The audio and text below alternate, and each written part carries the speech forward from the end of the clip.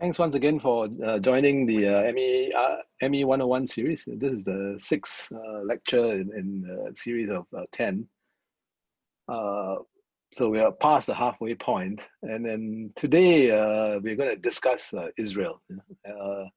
No series of lectures that aims to be a comprehensive primer on the Middle East can afford to exclude Israel.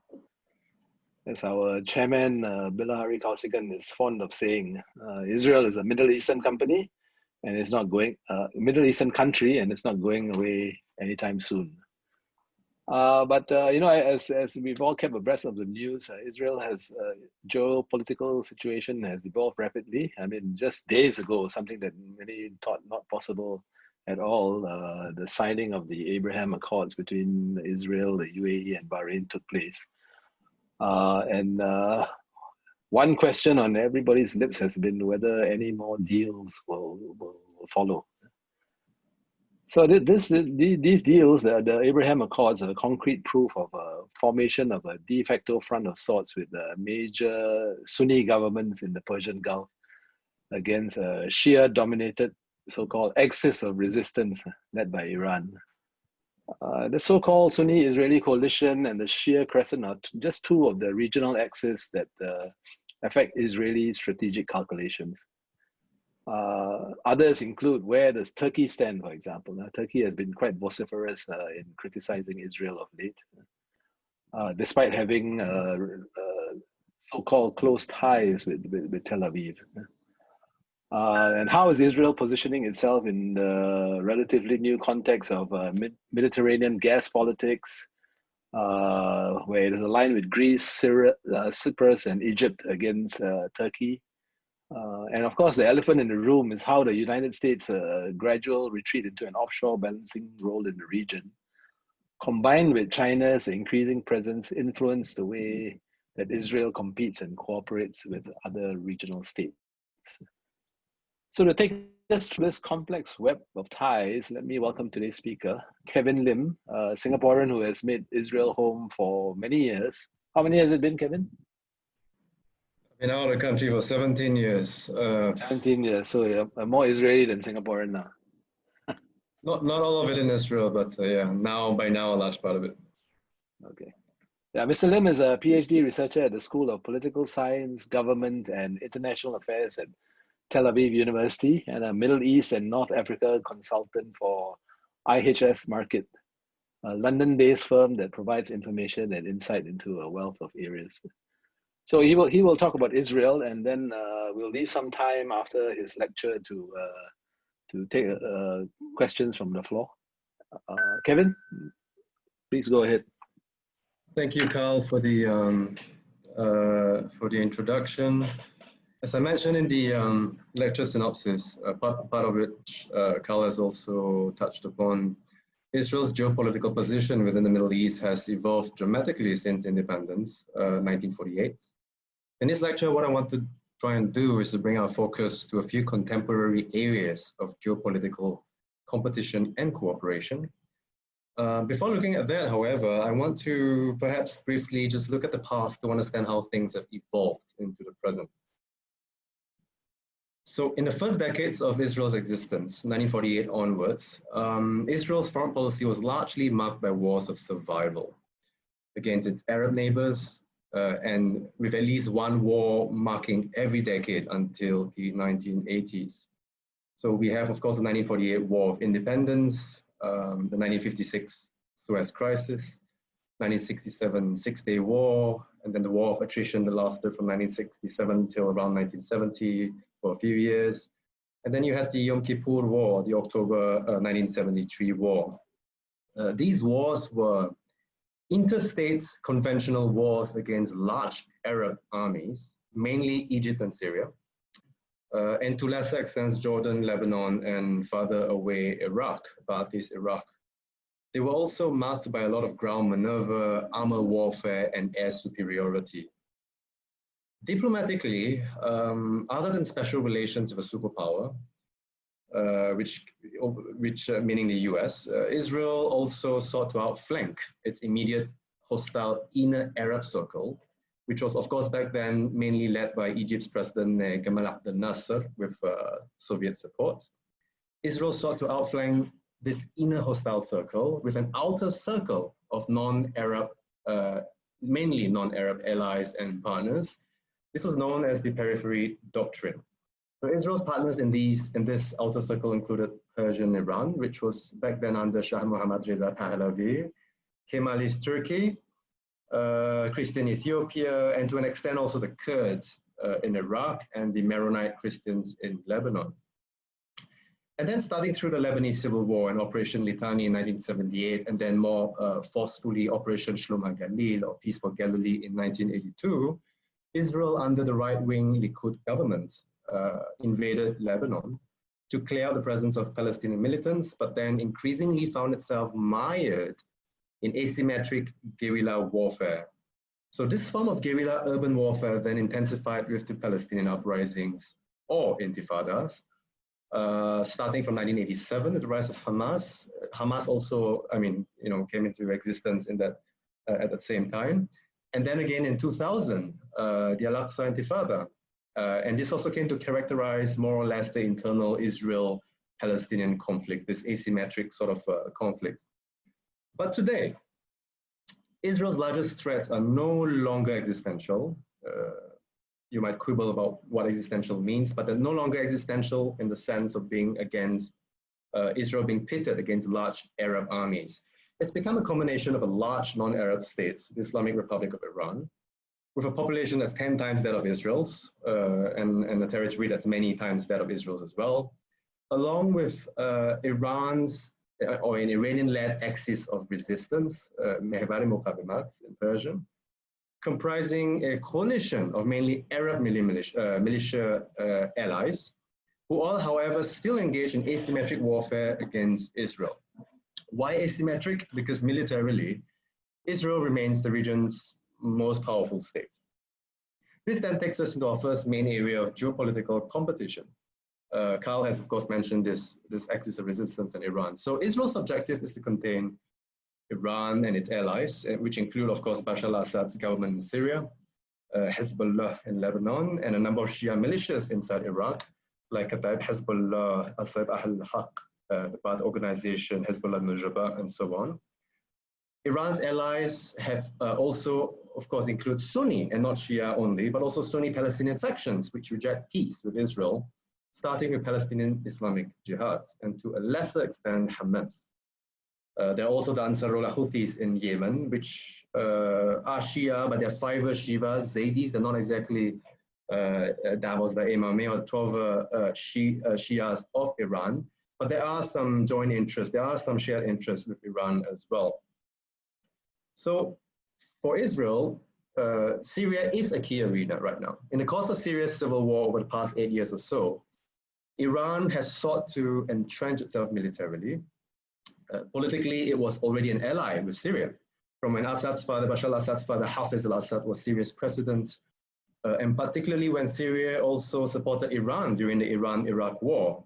And in so doing, it also broke ranks with most of the other Arab states. Till now, Israel has conducted airstrikes on thousands of targets over the past years to prevent Iran's entrenchment and to prevent Iranian transfers of sensitive military hardware to Syria, but especially to Hezbollah in Lebanon, for which Syria is, of course, an overland conduit. Iran isn't alone, of course. In Syria, Israel has also had to deal with Russia, which is probably the biggest player in Syria. So far, however, both Israel and Russia have largely, not always, but largely coordinated, with Russia not really preventing Israel from striking Iranian or pro-Iranian forces or targets inside Syria. Iran's entrenchment has also extended hostilities on Israel's northern fronts. In the past, it used to be with Lebanon, but it's now, over the past 8 years, extended it towards Israel's northeastern front, towards the Syrian borders, of course. Compare this to before Syria's civil war, when the Assad's father and son, of course, kept the Israeli-Syrian borders largely quiet for decades, which is also why at the start of Syria's civil war, Israel largely kept quiet since at least Bashar al-Assad for Syria is the enemy that we know, and we don't really know who or what will replace him. Apart from Syria, the other major issue with Iran is, of course, its nuclear program, nuclear ballistic missiles, the whole thing, but nuclear program has been front and center. Israel has long and so far successfully attempted to prevent its enemies from becoming nuclear through what is known as the Begin Doctrine. So in 1981, Israel under then Likud Prime Minister Menachem Begin destroyed the Osirak reactor in Iraq that Iraq was building, Saddam Hussein was building. And then in 2007, Israel again destroyed, then under the Kadima government, Olmert, destroyed a secret nuclear facility in Al-Kibar in Syria's Deir ez-Zor region. Between 2010 and 2012 in particular, Israel faced an enormous dilemma as to whether it should also strike Iran's nuclear facilities. That dilemma hasn't completely disappeared. It went down for a while after the JCPOA, the nuclear agreement, but then now with the Trump administration having withdrawn from the JCPOA, Iran has also in response ramped up its nuclear facility, its activities. So it's an issue once again. The fact that Iran now has the Middle East's largest ballistic missile arsenal with ranges up to 2,000 kilometers is a problem because this is also a potential nuclear weapons delivery vehicle. Yet the problem isn't only one of capability, but also of intent. Pakistan, for instance, is a nuclear weapons state with no diplomatic ties with Israel. But unlike Iran, Pakistan doesn't threaten Israel with destruction. So from Israel's perspective, Iran's threats of destruction combined with a potential nuclear arsenal raise the stakes manifold, tremendously. We might quibble, of course, about whether this poses an existential threat to Israel, but whoever is Israel's prime minister will have to take Iran's threat at face value.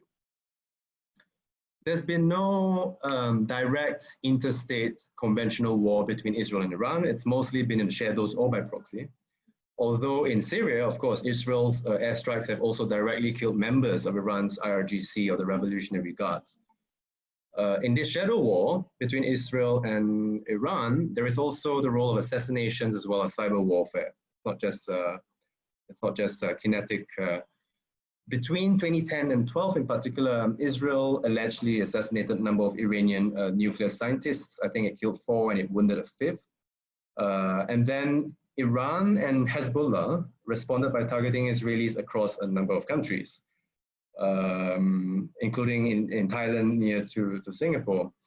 And it actually killed, Hezbollah is thought to have actually killed a handful of Israeli tourists in Burgas in Bulgaria. Where cyber war is concerned, the Stuxnet attack, roughly a decade back, targeted Iranian centrifuges, but this was only the most prominent example. It certainly isn't the only. Cyber attacks have not only targeted military and nuclear facilities, but have also targeted civilian infrastructure in both countries. Recently, we saw Iran apparently, according to reports, Iran apparently trying to target Israel's water system, and Israel apparently responding by targeting Iran's Shahid Raja'i port in Bandar Abbas. By the way, for those who are interested and who don't know it yet, there's a recent Israeli television series called Tehran, which is filmed in Hebrew and Persian, but I think it should soon be available in English if it's not already. I think the rights have been bought up by Apple. This series showcases not only the nuclear threat, but also the ongoing cyber war between both countries. A little spoiler though, all this also revolves around a very strange love story. So as I mentioned, Israel has sought to contain Iran in various kinetic and non-kinetic ways. It has also maintained an Israeli diplomatic and I believe intelligence presence in countries around Iran, Azerbaijan, Iraqi Kurdistan. Iraqi Kurdistan is not a country, it's a region, but nonetheless, Turkmenistan, and now moving ahead, the UAE and Bahrain. I mean, I'm pretty sure Israel was also present in the Gulf, the Southern Gulf anyway before this, but now it's official. Israel also, of course, supports Kurdish independence. But over the past decade or so, there's also been another way it has sought to push back against Iran. And this takes me to my second point, which is the main area of geopolitical cooperation. This takes the shape of a growing common front against Shia Iran between Israel and Sunni powers, especially in the Gulf. So for Sunni powers like Saudi Arabia, This was largely the case, especially after Saddam Hussein's removal after 2003, when the US effectively got rid of what was until then Iran's main military adversary and, importantly, counterbalancer. So for the Saudi-led Sunni coalition, this became even more acute during the so-called Arab Spring uprisings, when they perceived Iran's influence and military presence to be expanding in Syria, Iraq, Yemen, and elsewhere. Now, the convergence in interests between Israel and the Gulf states in particular is not only driven by threat perceptions linked to Iran, but even if the Gulf states don't often say it explicitly, it is an important element, of course. Also, let's not forget that many of the Sunni-ruled Gulf states also have local Shia communities that are susceptible to Iranian influence. I have in mind Bahrain, especially, at least half of whose population is Shia, half to 60%, I don't remember the figures, but the majority, most of them are Shia, and they're living under Sunni rule. So it's a very explosive mixture. Ties with the Gulf states were actually improving in the 1990s. This is not the first time, let's remember that. During when, none other than the Oslo peace process years. In the 1990s, Israel on the one hand and countries like Qatar, Oman, Morocco, Tunisia swapped liaison officers, trade representations of different types. But then these were then subsequently suspended as a result. You had a second intifada, Israel-Gaza tensions, different wars and all that. At the same time, if we look slightly still within the Sunni world, but away from the Gulf, of course, you have Israel's ongoing support for Egypt and Jordan. And this is still a very, very important element in Israel's national security thinking. Israel has peace agreements with both since 1979 and 1994, respectively. Both countries are, of course, also allies of the Gulf states, heavily subsidized or financially supported by them. For Israel, the stability of the Jordanian border, its longest border, is particularly critical since Israel lacks strategic depth, which is to say it is very long, but it's also very narrow. So Jordan is pretty much key. Israel GCC, the Gulf Cooperation Council, relations, in particular, I think improved also after current Saudi Crown Prince Mohammed bin Salman's rise. In 2016, Israel opened a permanent mission to IRENA in Abu Dhabi. This is the International Renewable Energy Agency. This was after Israel helped the UAE lobby for the site to be in Abu Dhabi. Israel also sold spyware to countries like the UAE. NSO sold Pegasus mobile phone spyware, for instance. And meanwhile, you had Israeli ministers over the past decade also increasingly visiting the Gulf, even before this normalization accords. Warming ties between Israel and the GCC were ultimately a product of changes in the regional distribution of power, influence, security, and threats. The Arab Spring made clear that the nature of the protests on the Arab street were socio-economic, and that Palestine was no longer the main or even the most pressing regional issue. The protests and attempts at democratization could, however, also destabilize the conservative GCC monarchies. Another reason is some of the Gulf states' economic diversification away from oil. And in this, of course, you have a lot of avenue for cooperation with Israel and high tech and so on. And then there is also the US's wavering support or perceived support of the US's perceived wavering support for its Sunni Arab allies. We only have to remember a number of cases. They saw, however, for example, how the US ditched Hosni Mubarak, Egypt's president.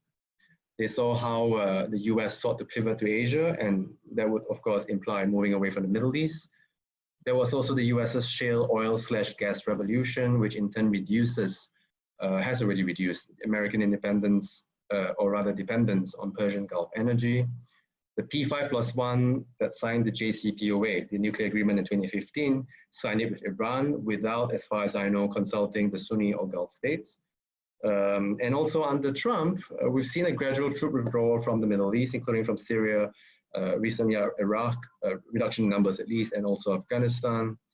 And last of all, in response to the Saudi Aramco attacks in September last year, claimed by the Houthis but attributed to Iran, the US failed to to respond militarily. So among the GCC states, well, most of them at least, there is a sense of uncertainty, has been a sense of uncertainty, I think, in the US's commitment to the Gulf. But amid all this, on the other hand, there's only been one neighborhood power able and willing to strike at Iran and its clients when necessary, and that's Israel. Of course, there's also intra GCC competition within the bloc itself. I think earlier speakers might have spoken about this. And in addition, the GCC states' ties with Iran vary. It's not across the board. They aren't all the same. For instance, Saudi Arabia, Bahrain, and to some extent the UAE have been the most vocal. Oman is still largely perceived as a neutral intermediary. By the way, Oman was also the one which mediated the secret channel between the US and Iran in 2012, which then eventually became the official negotiations leading to the actual JCPOA. Kuwait prefers to keep a lower profile.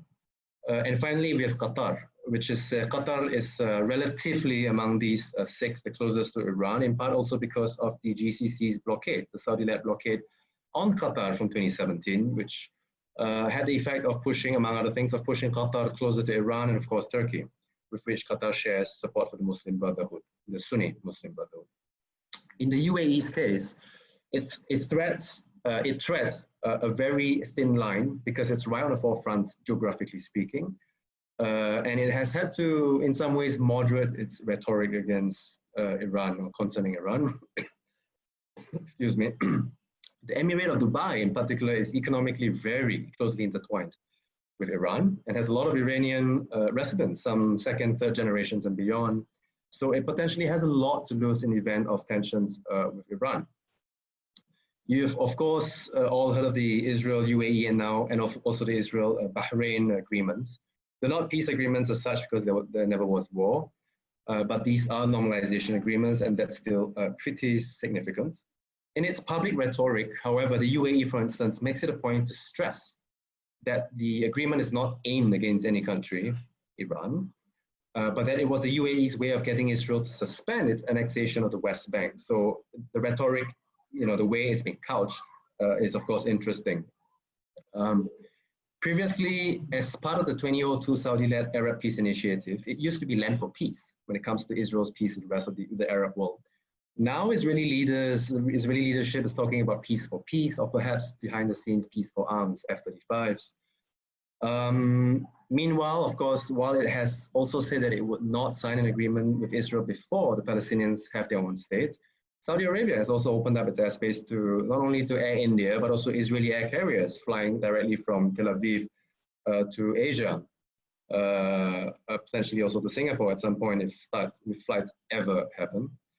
And Saudi Arabia certainly, of course, supports the peace agreements of the UAE and Bahrain.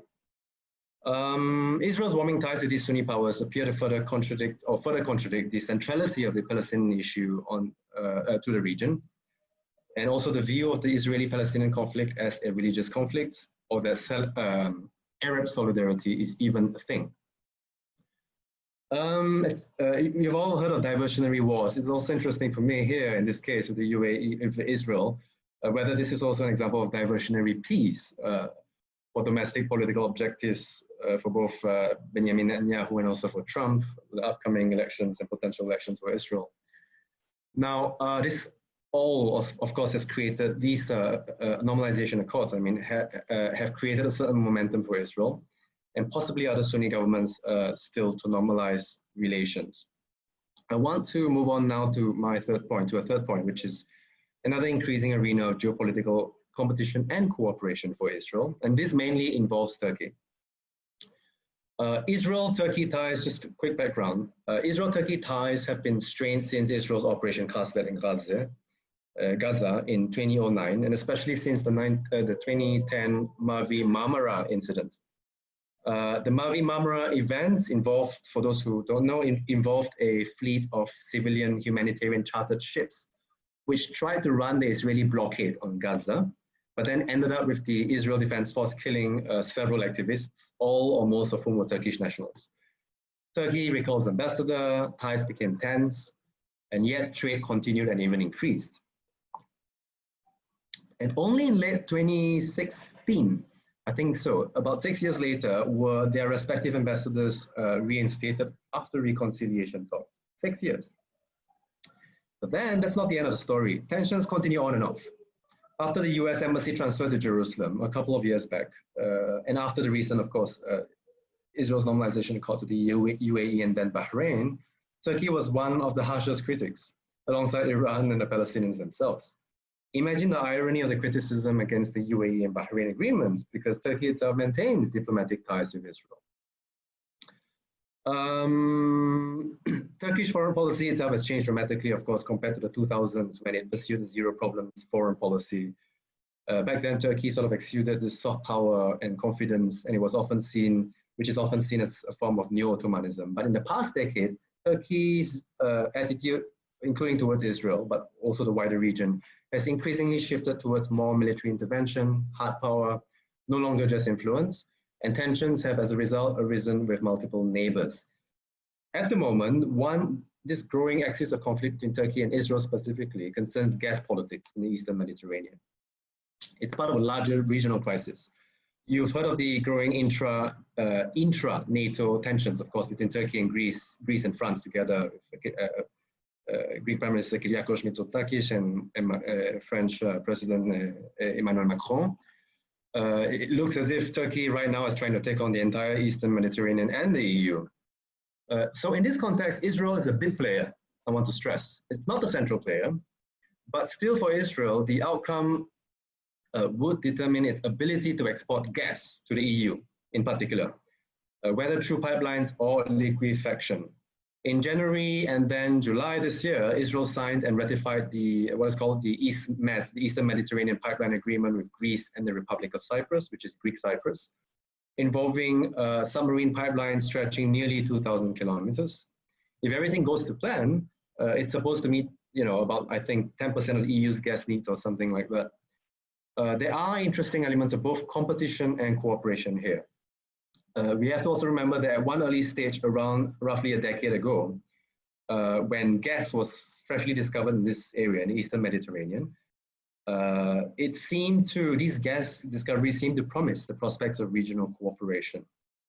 But then over time, Turkey, amid its own tensions with many of its neighbors, soon found itself excluded, including from the East Mediterranean Gas Forum. And it responded with increasing assertiveness, specifically gunboat diplomacy, by sending drilling ships along with naval escorts through Greek Cypriot waters or elsewhere, parts of which Turkey does not recognize or contends that any gas revenues. Turkey also contends that gas revenues in Greek Cypriot waters should be shared with Northern Cyprus, which is only recognized by Turkey. This is Turkish Cyprus. Turkey's assertive foreign policy, not just against Israel, but also against vis-a-vis NATO, the EU, and of course in Libya, currently against France, Egypt, and the UAE, for example, has pushed these countries together. So this alignment encompasses regional gas players or stakeholders, gas clients, such as Israel, Greece, the Republic of Cyprus, Egypt, France, the UAE, to an extent Italy, and even the Palestinian Authority in Jordan. Even the PA stands together with Israel on this. They face Turkish Northern Cyprus, and of course, most recently, Libya under the GNA, the Government of National Accord in Tripoli. This has revolved principally around demarcation of maritime and notably island borders, especially between Greece and Turkey, as part of what Turkey calls its blue homeland or Mavi Vatan doctrine. In practice, this affects Greek islands like Crete, Karpathos, Rhodos, Castellorizo, which is 2 kilometers from Turkey. In late 2019, I mentioned Libya just now. Turkey signed a demarcation and military cooperation agreement with Libya's Tripoli government. There's more than one government in Libya. The continental shelf demarcation principle agreement, the problem is that it cuts off the Eastern Mediterranean from the Western Mediterranean. So, and in so doing, affects any pipelines, including from Israel, going through, let's say, Cyprus and then onwards to Greece, Italy, and to the rest of the EU. So in response, in August 2020, Greece and Egypt declared a similar maritime demarcation agreement, which then prompted Turkey to send a seismic ship towards the island of Castellorizo, which is Greek. Again, I want to stress that Israel does not play the central role here. It's become part of a much bigger geopolitical game. And for Israel, ties with Turkey are still, despite everything, they are important. They are very important, which is, I think, also why Israel has largely been sparing, not always, but it's been largely sparing of its official criticism of Turkey. It criticizes, it responds to Turkey's criticism here and there, it does, but it doesn't really go overboard, I think. Separately, of course, in this whole arena, there are also contested maritime borders between Israel and Lebanon, where gas deposits have also been found. But my point here is that all of this is another example of Israel getting sucked into a regional competition and into regional cooperation and competition over natural resources. Finally, I want to move on to the role of China and the US in the Middle East. I think their roles have been discussed in previous sessions. I just want to briefly touch on how the increasing presence or absence of both specifically affects Israel. In the region, China's presence is most obvious in trade and investment, including in context of the Belt and Road Initiative, the BRI, where money is already reshaping regional dynamics.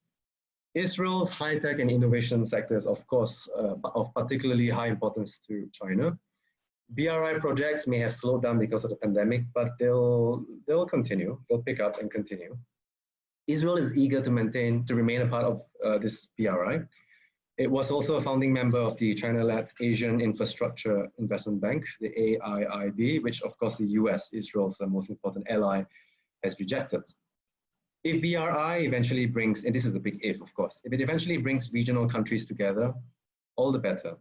It would also, in theory, give regional countries more stakes, in theory, I stress, more stakes in peace and stability. On the other hand, BRI, the Belt and Road Initiative, for now still remains bilateral, right? So China's relations with a partner country. And it has not really given rise to a multilateral status quo involving regional countries, because a bilateral setup ensures that China is, of course, always the senior partner. But diplomatically, that was economics, finance, trade, investments. Diplomatically, other than some statements here and there, China hasn't really stepped up to the challenge to try and mitigate regional conflicts, including between Israel and Iran, and between Iran and the Gulf states. Indeed, China still benefits from the US's security presence in the region. So in this context, this may not gel with the preferences of a country like Iran, which wants the US to leave the region. For Israel, another issue is the regional presence of Chinese state-owned enterprises, or SOEs, as well as their subsidiaries in construction projects in Israel. Chinese companies that are both present in construction projects in Israel and in enemy countries like Iran. This is a potential problem. This is a problem. China's relations with Iran in the context of Beijing's increasing presence in the Middle East could also work at cross purposes against Israel in other ways. For instance, if China again were to increase its investments, trade, and energy hydrocarbons imports from Iran, this could, of course, financially and fiscally help backstop Iran in its moment of dire economic crisis. After the 18th of October, next month, when the UN arms embargo on Iran expires, if countries like China and Russia proceed with arms sales to Iran, depending on the type of weaponry sold to Iran, this could also pose certain challenges for Israel.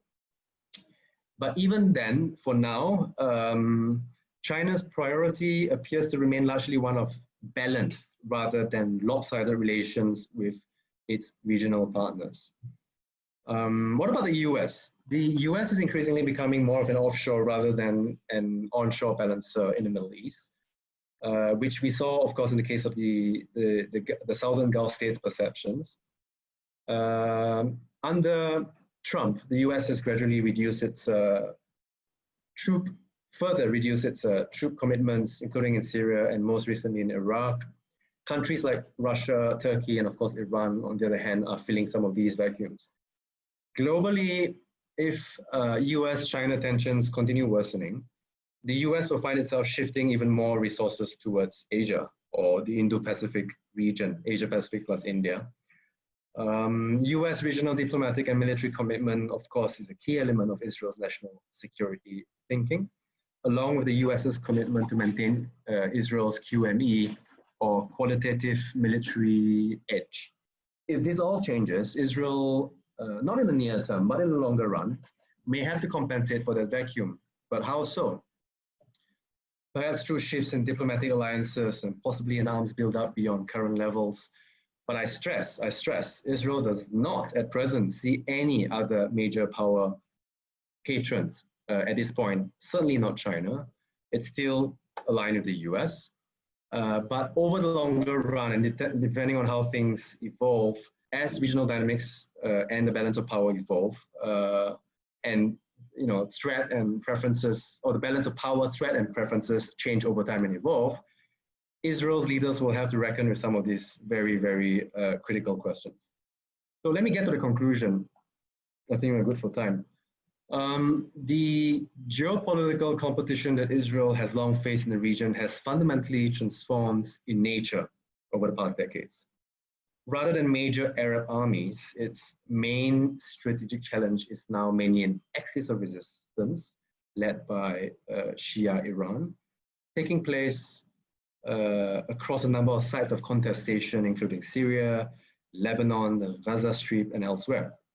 But for Israel, there is also a lot more covert and now increasingly overt and perhaps more institutionalized cooperation today.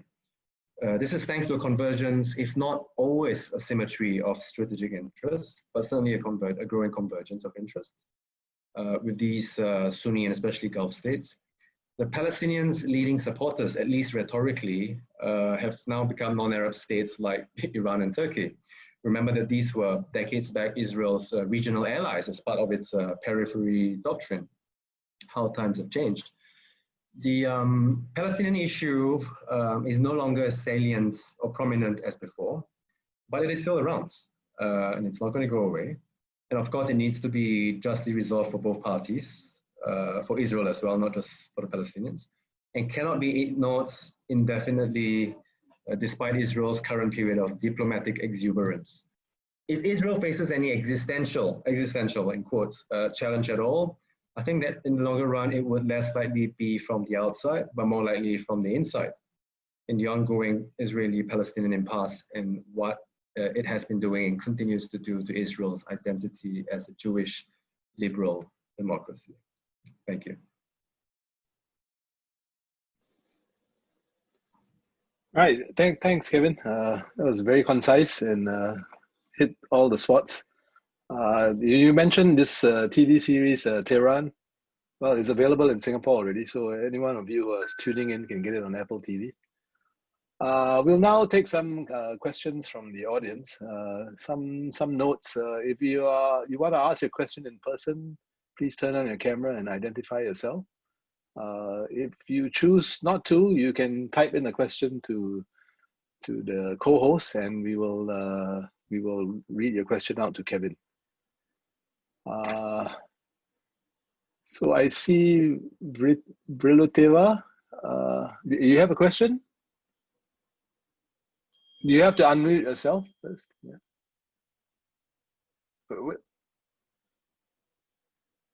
Your microphone is muted, so we can't hear you.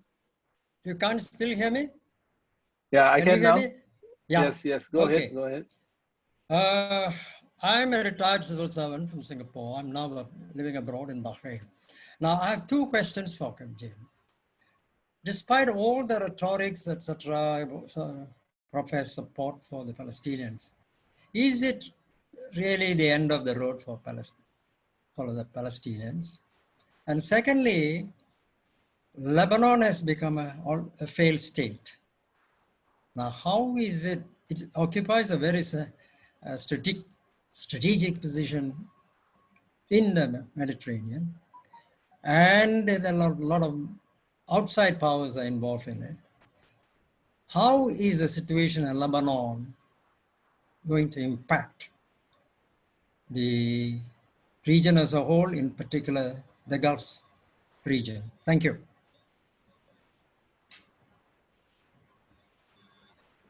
Thank you for your question.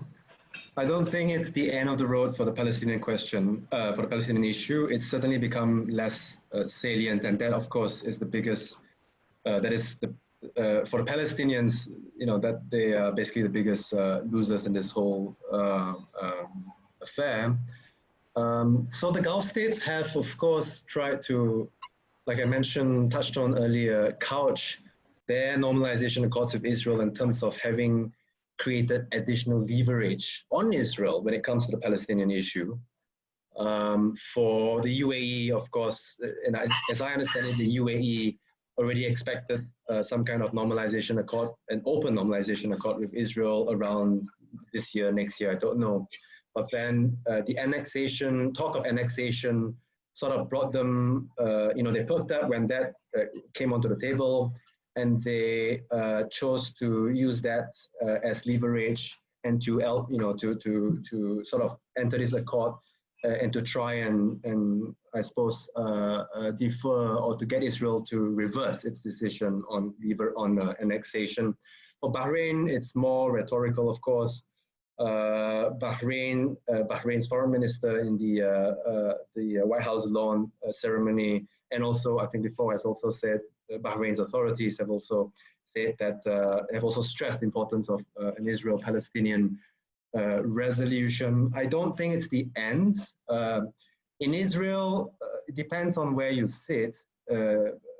It's in some ways it might be even more tricky or dangerous, because then the public attention shifts away towards other things. There's a lot of exuberance here, and then you get less of this sense of urgency to try and renew talks, whether in the framework of Trump's peace of the century or deal of the century, or under other parameters, Clinton parameters, or other in other formats rather.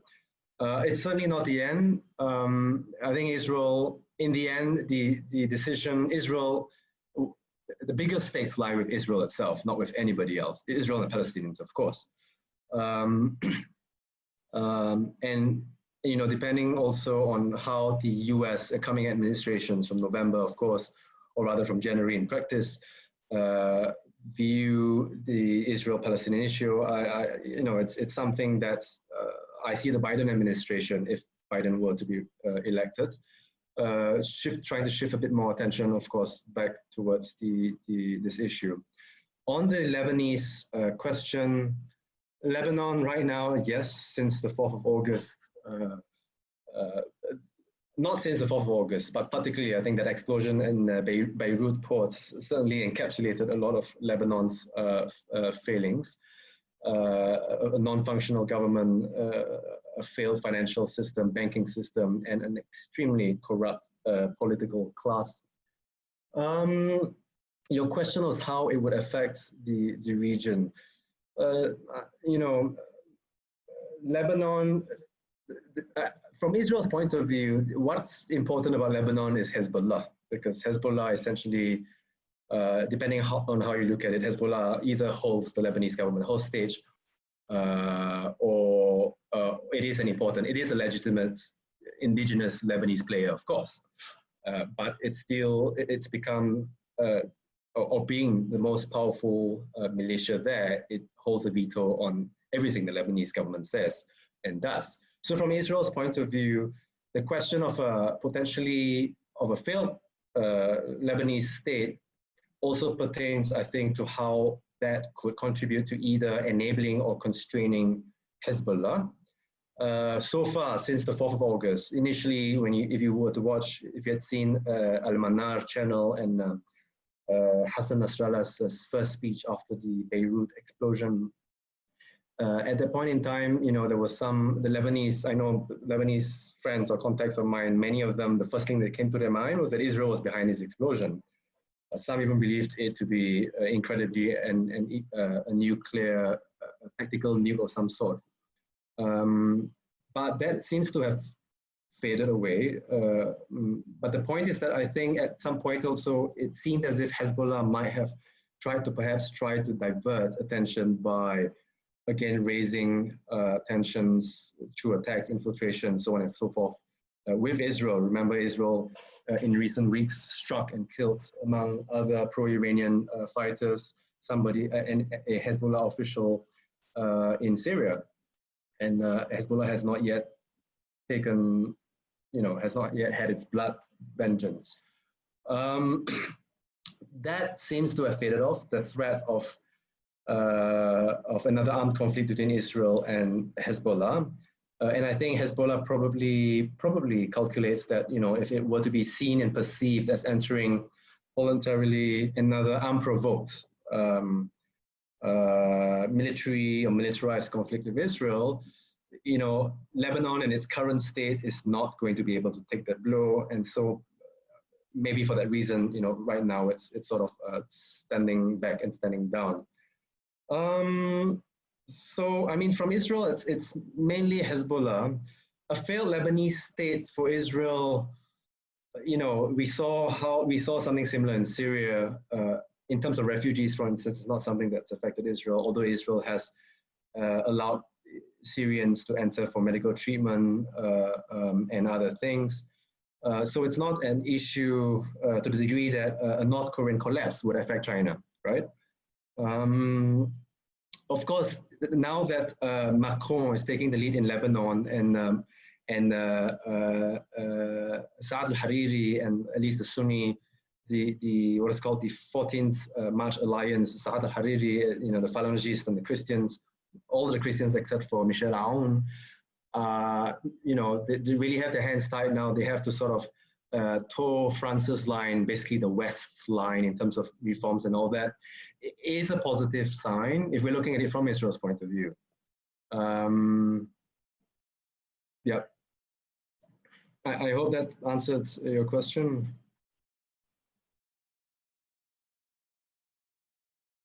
I hope that answered your question. Yes, it does. But if I can follow it up with one thing.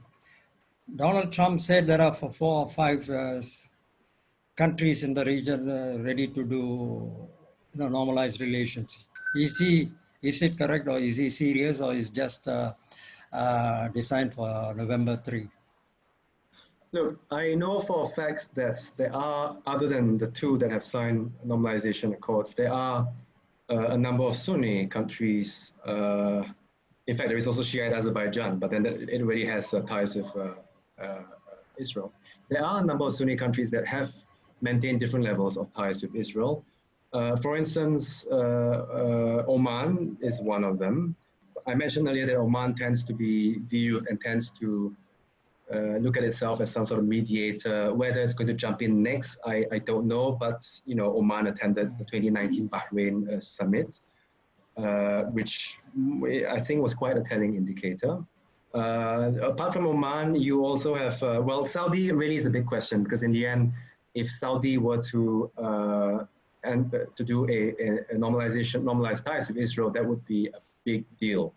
I think they pretty much, there are talks behind the scenes over the years, especially on security, coordination, intelligence, and they have also been increasing interactions between officials at think tank gatherings and so on. I don't know if Saudi will be next in line. I don't think Saudi will be next in line, but will it be in the coming, let's say Trump 2 happens, right, for the next 4 years? Is it going to be? Maybe, but I don't think it'll be immediately next in line. And then you also have countries like Sudan, Morocco. Morocco is interesting. For Morocco and Israel, they don't have ties. There was something, ties were stronger in a sense, like state to state, I think, until the Second Intifada. And this was again a product of the Oslo Peace Accord, or Oslo Peace process rather, that eventually didn't work out. But over the years, Israelis traveled to Morocco in droves. I recently went to Morocco, and the biggest number of tourists I met there were Israelis. You don't go to Morocco, you can go to Morocco with an Israeli passport. You need a visa, but you can pretty much go around. There is also a thriving Moroccan Jewish community there. So even if it's not state to state, sub-state levels, tracks 1.5, 2, and so on and so forth, there's a lot of interaction. Of course, the Moroccan king's closest advisor, one of his closest advisors is also a Jew, a Moroccan Jew. And a country like Sudan. Sudan is possibly next. I don't know, Oman, Sudan, these come to mind. Sudan has already, I mean, Netanyahu has already visited, has already met with Sudan's de facto leaders right now. And this, of course, all comes in the wake of Sudan's own, toppling of Oman Bashir, who was for a very long time very anti-Israel, and of course for a time also was in league or had a sort of alliance with Iran to produce weapons and then to send them into the Gaza Strip. Sudan could be potentially next, Sudan and Chad together. And then you also have a country like, well, it's mainly these. There are also other countries, Tunisia, for instance. I don't see Tunisia happening, but in the same framework as Moroccan ties with Israel, Tunisia, also allows Jews. Tunisia has this annual pilgrimage in the Griba synagogue for L'Aqba Omer, this Jewish feast, and thousands of Jews come, many French Jews, but French Tunisian Jews. And it's very clear that a number of them would also have Israeli passports or come from Israel. So what Tunisia has done is Tunisia lets them in, but it's a control entry for the pilgrimage. But Tunisia, a country like Tunisia, which the Tunisian government has traditionally, depending which government, but at least the last ones, have not really been against, they've been more muted in their criticism of Israel. Whereas you have strangely, for instance, the Tunisian General Workers Union, like trade unions that have been a lot more anti-normalization, but also because of Tunisia's history with the PLO. It hosted, after the Palestinians, Yasser Arafat and the Palestinians were ousted from Beirut, in 1982, they relocated to Tunis, right? And they only came back to the Palestinian territories during the Oslo Accord period. So Tunisia has that background, and it's hard. Politically, it's very difficult. A lot of people support the Palestinians. So I would say these are the few countries. Mauritania is also one of the other ones. Kuwait, no. Kuwait would be, in my opinion, the last GCC country. Qatar, no. Qatar right now is in a very peculiar situation amid its own blockade. It's also a lot closer to Turkey, Sunni Muslim Brotherhood, and of course Iran. So I think this would be the few countries. Have I missed out on any of them? GCC, yeah. And Lebanon, interestingly, just let me end on this note. Lebanon, of course, remains in a state of war, official state of war with Israel. Michel Aoun, the president, recently, after the UAE signed its normalization accord with Israel, he said something interesting. I don't think we should read a lot into this, but I just found it interesting. He said that the UAE's made that decision as an independent state. And it also said that, and when asked about the possibility of Lebanese-Israel peace, which of course is impossible so long as the Hezbollah and Iran control Lebanon, he said that depends. He said that depends, and that Israel and Lebanon have problems that they need to resolve first. Again, I don't think we need to read too much into this. I just thought, it's an interesting, discursively, it's an interesting thing. Thank you. Thanks, Kevin. We have a question now from one of my colleagues, Alessandro Arduino, who studies cyber warfare, and he wants you to elaborate a little bit on what you talked about, this cyber warfare between Israel and Iran. How do you see it progressing, and is there, what could possibly light the touch paper for a hot shooting war? Okay. I think that's an important question for sure. It's so we know about Stuxnet, right? And possibly it's not really clear yet. Some cyber attack, possibly from Israel, maybe from the US, maybe both, may have been behind the early July Natanz advanced centrifuge facility explosion as well. I don't know. It's possible. I think it's possible, rather than a bomb explosion. So, I mean, on a daily basis, you get attacks between both countries. On a daily basis, I think hundreds, if not thousands. I don't know what the figures are. There are a lot of, I personally was also, about 5 years back, I personally was also, I had a phishing incident, a very short-lived phishing incident. It was a spate of attacks that targeted a group of, not just in Israel, also in Saudi Arabia and a number of other countries, but in Israel, it focused heavily on people who work on Iran, whether it's academics or whoever else. So on a daily basis, there are a lot of attempts in different sectors of the economy in two directions. Recently, I think it went up a step. I briefly touched on this as well, when Iran allegedly tried to change the chlorine levels in Israel's water system, not the entire country. This was in a specific area somewhere in central Israel, not far from here. It didn't work, but the hack was detected, stopped in time. This was what then happened was that it apparently triggered a response by Israel in attacking Bandar Abbas, which is Shahid Raja'i port, which is Iran's most important in terms of volume, trade volume. An attack which then briefly it caused some traffic jams. There were satellite pictures apparently showing jams going for hours. And then Iran brushed it off. But the point here is that in these attacks, for instance, these were the first two that I know, at least. I don't operate within Israel's security establishment, so I'm not privy to if there were other sort of attacks, successful attacks or semi-successful attacks on civilian infrastructure. But these were the first two. It seems like an uptick, becoming more obvious. Cyber attacks are inherently, of course, ambiguous. You've got what we call fundamentally the attribution problem, right? But that doesn't mean that you can't say with a high level of confidence that Iran or another country was behind X, Y, Z. You can't say for certainty. But you can still say with a high level of confidence, and in fact, within the social sciences, that's how we operate. We don't say, it's not the hard sciences, right? We say we make a lot of our determinations or assessments based on levels of confidence. And in cyber, it is possible, even if certainty is not. Where does this take us moving ahead? I think the latest attacks were troubling in the sense that water obviously is important. If Israel were to attack Iran's water system, that would be even worse. Iran is suffering drought. It's got a lot of salinity. It's got a lot of environmental problems there. And if Iran were to learn it the hard way, if Iran had been the one responsible for the attack on Israel, of course, and if Israel were to attack Iran's water system in response, it would be, I think, the fallout would be even the impact, and the impact would be even bigger.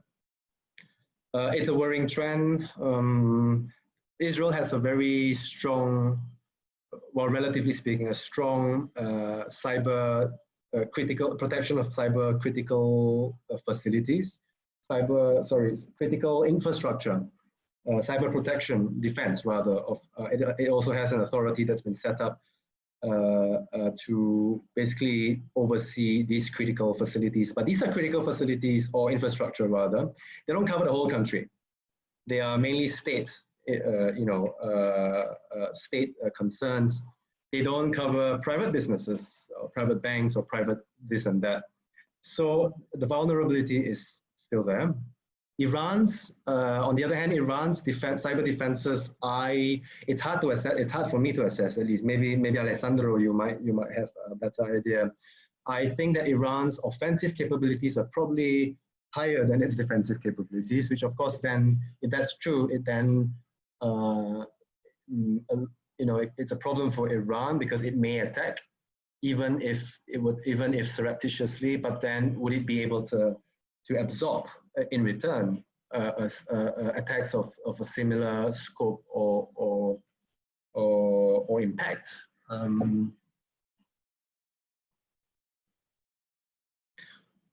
Yeah. Okay. Thanks, Kevin. I'd like to combine two questions. This is about your point on the Palestinians. I think earlier you did say that the Palestinian issue still resonates to some degree. So the first question is from Albany Abdullah, who's asking, about the Arab Street reaction, so to speak. We've not read much about it. It either has been tamped down or there hasn't been much. But have you heard or read anything about what kind of reaction there is on the street? And secondly, something that we've discussed within MEI itself, the Palestinians themselves. They seem to be, the worst hit. Some of the actions by the PA, for example, cutting off ties and with Israel and not even accepting the taxes that are due to them, hurt the Palestinians even more. But is there some kind of foment on the ground that the leadership isn't doing them any favors at all? On the first question, I think you're talking about responses to the Accords, right? Yes, that's right. Yeah, I think there's been a mixed reaction from the Arab world. You get a mix in the Gulf states generally. Well, in the ones that sign, of course, in the UAE certainly.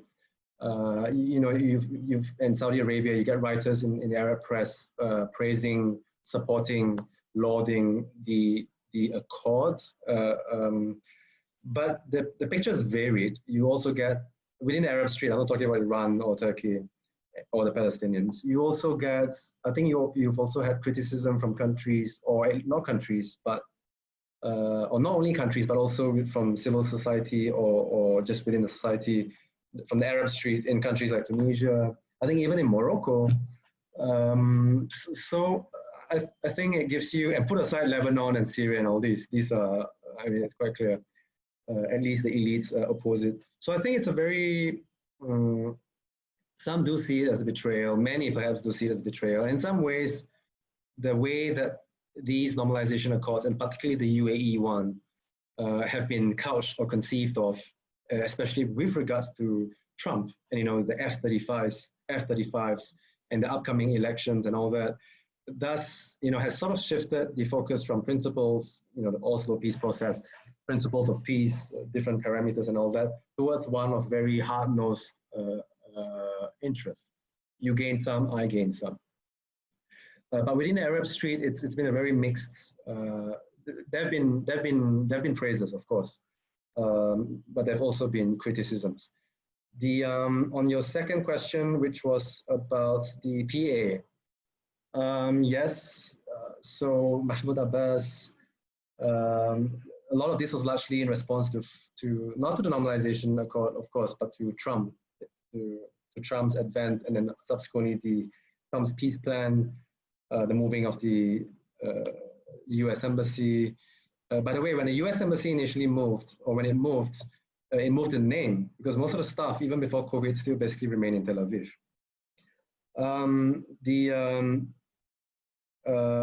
And also to the subsequently, of course, annexation, when Israel declared earlier this year that it wanted to annex, that it intended to annex parts of the West Bank and the Jordan Valley. I think, look, Mahmoud Abbas is clearly a better interlocutor for Israel than Yasser Arafat was. Better in the sense that he leans towards resolution. He's less intransigent. I don't know if intransigent is an English word. He's less obstinate. But I think over the years, and Mahmoud Abbas is, we're already talking about succession scenarios, and he smokes a lot. He's going to be replaced. He will be replaced, I imagine, in quite soon. I think there's this sense of hopelessness within the PA, and possibly also a sense of growing anti-normalization. I don't know, but at least within some quarters of Fatah, of the PA, not Hamas. Hamas obviously, and the PIJ and other Palestinian rejectionist groups still remain offside. On the Palestinian streets, it's also, look, the sense of betrayal is big. If you put yourself in the shoes of the Palestinians, the whole world now, imagine you're financially, for Hamas, you're financially solvent only because of Qatar's millions, in suitcases and cash.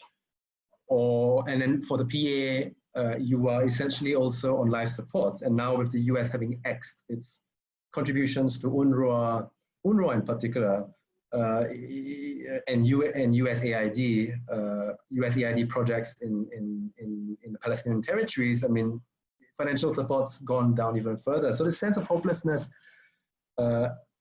is pretty evident at the level of the political class. It's even more, in some ways, it's maybe even worse among the rank, not rank and file, on the Palestinian street. And of course, things have become a lot worse with COVID, right? At some point, I mean, the PA was even more vigorous than Israel in April, somewhere around there, in shutting down, imposing lockdowns on its own territory compared to Israel's own lockdowns in Israel, on this side of the Green Line. There is a loss of hope.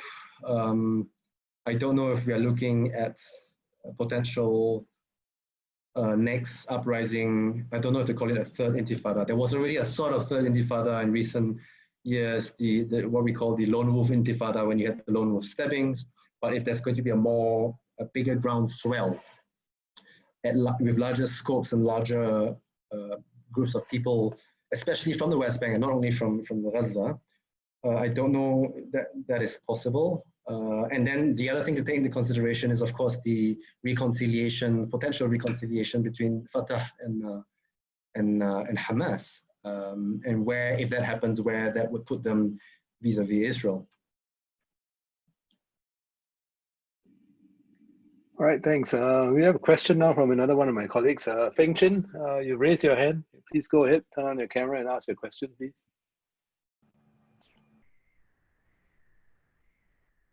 Yes, hi Kevin. Thanks so much for your talk, and it's good to see you today. So I have a question about the place of Iran and Israel in each other's strategic perspectives, basically. So we know that Iran and Israel, they securitize themselves extensively. They securitize each other extensively. But I've been thinking about the issue, and it seems that for Israel, for example, the threat to Israel comes directly from several parties like Hamas, like the Palestinian Islamic Jihad, like Hezbollah, right? So Israel is trying to deter and prevent attacks from these parties. And these parties are, of course, supported by Iran in terms of weapons and funding, right? But as you mentioned, and of course, Iran is also transporting more advanced weapons to Hezbollah, which Israel wants to prevent. But as you mentioned, it doesn't seem as though that Israel does have an existential threat. And it also seems that the case is the same with respect to Iran. Israel is not really an existential threat to Iran either. So of course, you're right to say that any Israeli PM has to take threats about the potential of an Iranian nuclear program seriously, right? But the fact is that after Iran somehow gets to the breakout point for its uranium, so you get it to weapons grade uranium. So the current estimation is that would take maybe about 3.5 to 4 months. But besides that, there's also the issue of delivery vehicles, and you mentioned the Iranian ballistic missile program. But at this point, it seems that a viable Iranian weapon is something that we can't really say it's a realistic possibility at this point. I'm not sure you agree. And also, once you do have viable Iranian nuclear weapons, there's the issue of, war fighting, right? So Israel is believed to have a substantial nuclear arsenal, and it's also expected that the US won't stand idly by in the case of nuclear conflict. I think Anthony Kotzman has said that, Iran relying on the nuclear capability for its defense is sort of threatening committing suicide to deter murder, right? So I'm just wondering, do you think that these two parties really have irreconcilable fundamental strategic differences in terms of their security national interests? Or is a lot of their securitization mainly about domestic politics and maybe a lack of imagination in strategic thinking? There are at least 5 to 6 questions here. Let me pick them Sorry apart. about that. No, it's okay. They're all good questions. Let me start randomly, okay? You mentioned Iran's arsenals being not sufficiently delivery systems. Iran has 2,000 kilometer, the Shahab 3 has potentially even reaches, the outer reaches of Europe. It certainly covers Israel, Saudi Arabia, and all the US forces in the region. When you talk about Palestine, when you talk about a nuclear arsenal, if these Shahab trees were tipped with nuclear warheads, accuracy becomes less important because there is a difference between what is called counter force and counter value. So if you're talking about counter, this is Cold War speak for during, when you're talking about nuclear strategy and the MAD, right? Mutually assured destruction. When you have very accurate missiles, you can destroy very pinpoint military targets with tactical nuclear weapons, for instance, between East and West Berlin back then. And you know that you can destroy them, you can hit a submarine very pinpoint, or a tank or whatever. But if you have missiles that are not as accurate, what then happens is they may not be as accurate, but they're still very good when you're using them for counter value targets, which is cities. All you need to do is roughly range it even at the corner of Tel Aviv, I'm in Tel Aviv now, and you would hit a large part of the city, right?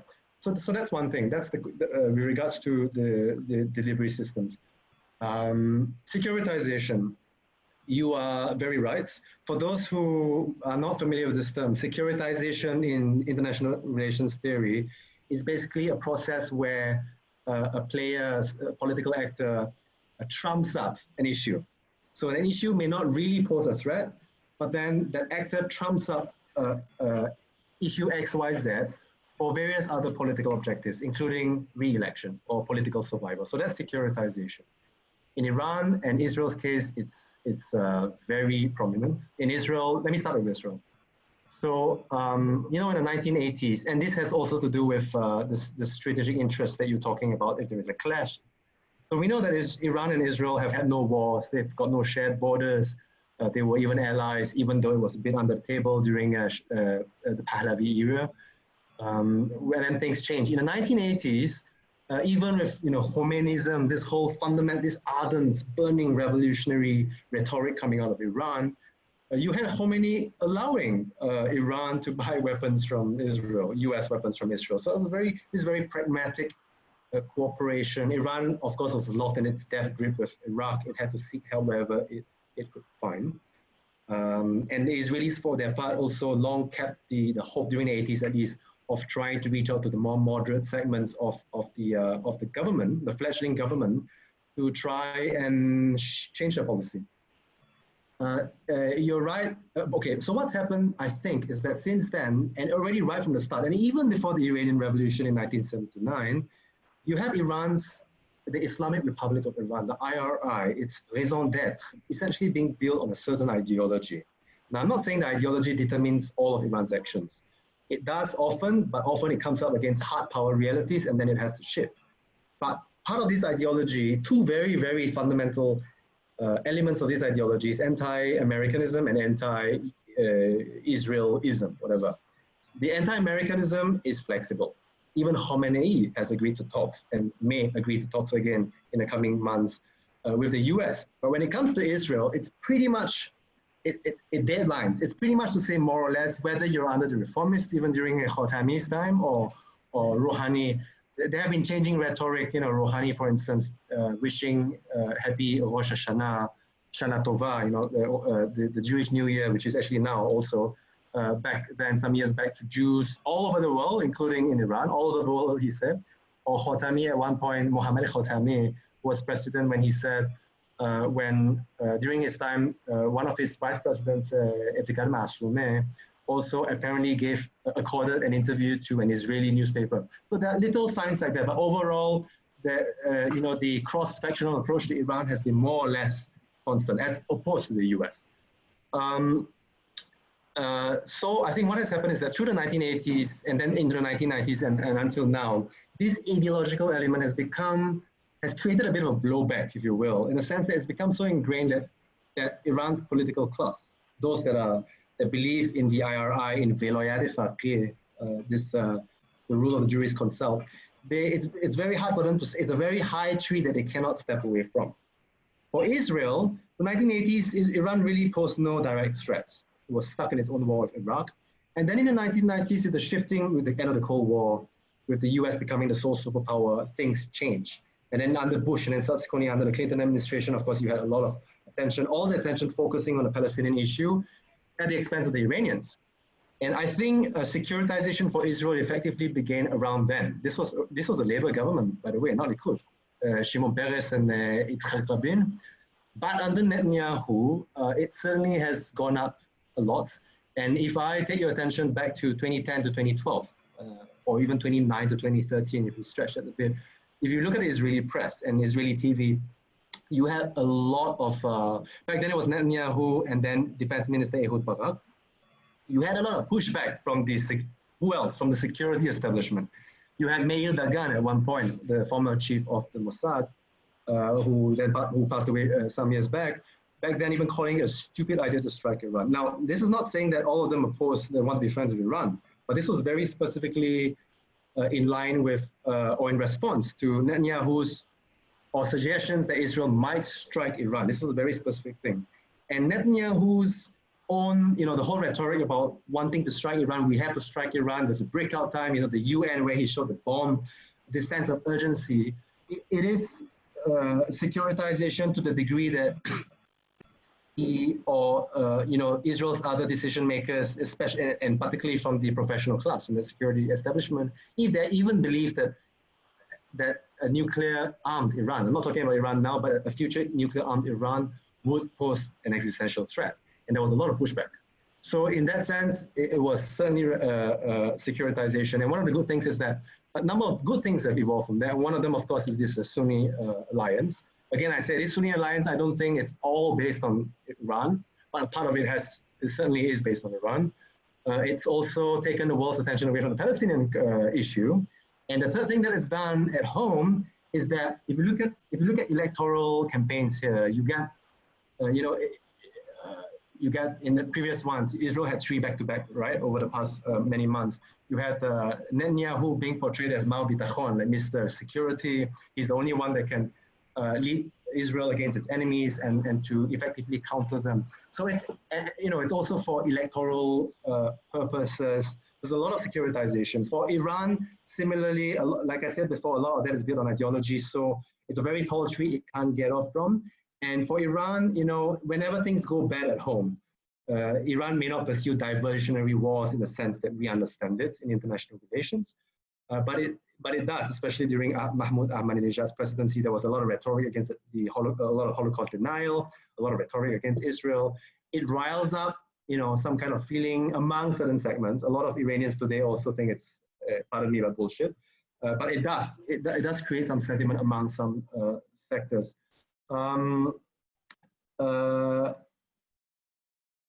You remind me of other questions that I haven't answered. I think I answered 3 or 4 of them only.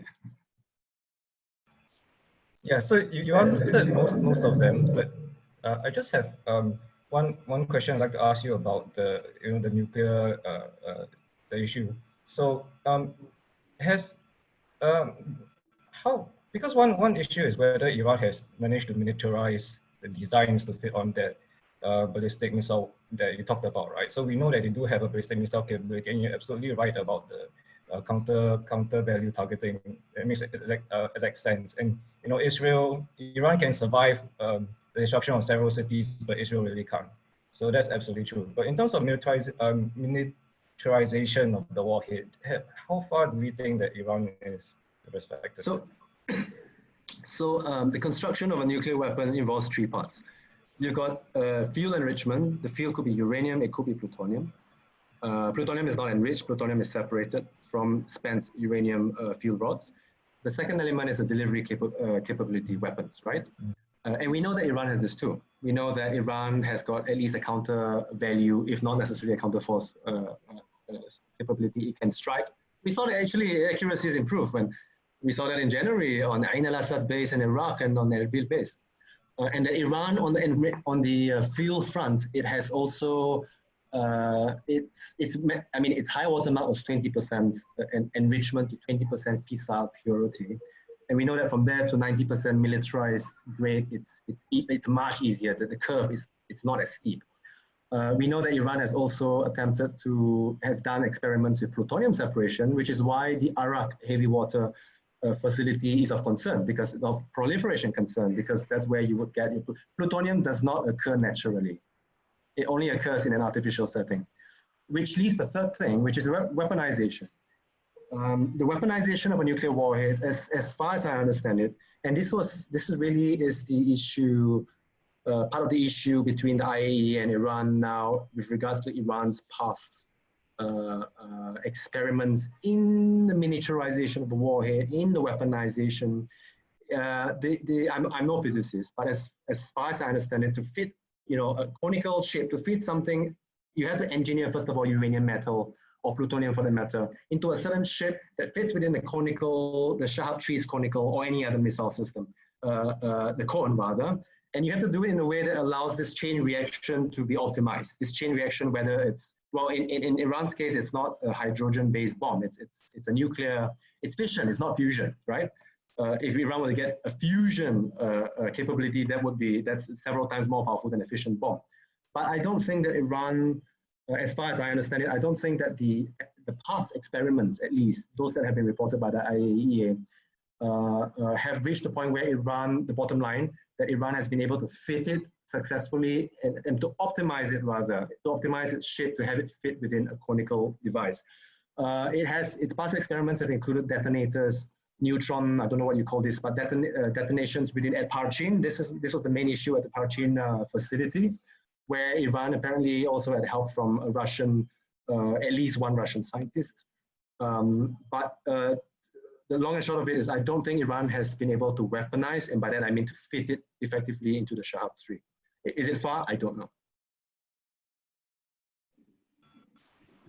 Thanks so much for your answers. Thank you. Thanks, Kevin. We are running out of time, but I just want to switch gears a little bit, and we have a lot of questions, but I think I'll just take 3, and maybe you can just give us some short and sharp answers so that we don't keep you beyond the time. And this is looking more internally within Israel itself. I think the first one is, religion, is something that's overlooked quite a bit when it comes to discussions about Israel. But you're turning more extreme in some senses.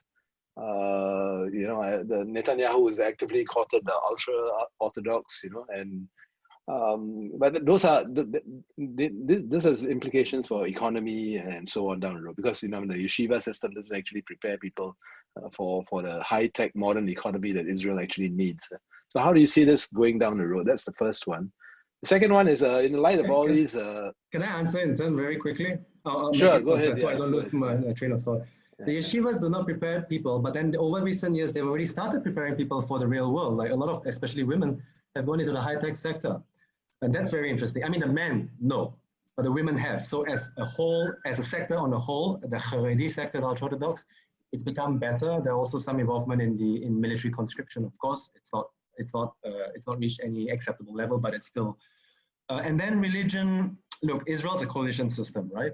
The Likud, Benjamin Netanyahu's courting of some of these, specifically two Haredi or ultra-Orthodox parties, and also if you look at the right, some of the right is, you have some on the extreme right, and many of them have a religious tinge to it. We have to remember that once you get into coalitional politics, things change, preferences change. Even the leading party, Likud's preferences will have to change as a matter of horse trading, right? The thing about the ultra-Orthodox sector is that it's growing. Its birth rate is almost, it's I think even higher than the Arab birth rate here, higher or roughly the same, which is higher several-fold than the regular, sort of secular is not atheist, but the secular Jewish sector, which has implications, of course, not only on the economy, as you've mentioned, but also in the sense that a lot of the taxes, I don't know, I don't have the figure right now, but taxes that we pay, a lot of them go to supporting these avrechim or these yeshiva students. And that's also, apart from military conscription, the fact that most of them don't get conscripted, this is also another big problem. That's raising, that's been a bone of contention, I suppose, between secular and religious society. Is it becoming more religious? Is Israel becoming more religious? I mean, the sector is growing. Are more people converting to ultra-Orthodox Judaism? I don't know, because there are a lot that are going the opposite direction as well. but the birth rate is increasing. So of course that translates into demographic power as well. And the Likud, on the other hand, which is until now still the leading party, it's right wing. It's not extreme right. It's sort of right of center. It's always been for a long time. You know, it goes in its coalition politics. It often also tamps down. The annexation is one of the things. One of the examples, for instance, annexation was of course from the right wing, not necessarily from the religious right wing, not the ultra-orthodox right wing, but from the religious, modern religious right. And it's also tamped down at their expense, for instance. But religion plays a role, and this identification of Yehuda v'Shomron, Judea and Samaria, you know, you often hear the rhetoric that it's mainly about security issues, that it cannot be defended. Rather, Israel cannot be defended, like Ben Gurion Airport cannot be defended once there is a separate Palestinian state, because Palestine, of course, is on higher ground. But religion and this biblical identity thing certainly plays a role, even if not a lot of people explicitly refer to it. Okay, next one. The accords that have been signed, you know, over the last couple of days. You know, what's the reaction within among Israelis themselves? I mean, do they see things for them changing in the sense of their belonging to this the region, or is there more optimism about how things are going to go? There is a lot of optimism for sure. People are, I think right now, mainly the thing that captures them most, they're mainly concerned about going on holiday to Dubai.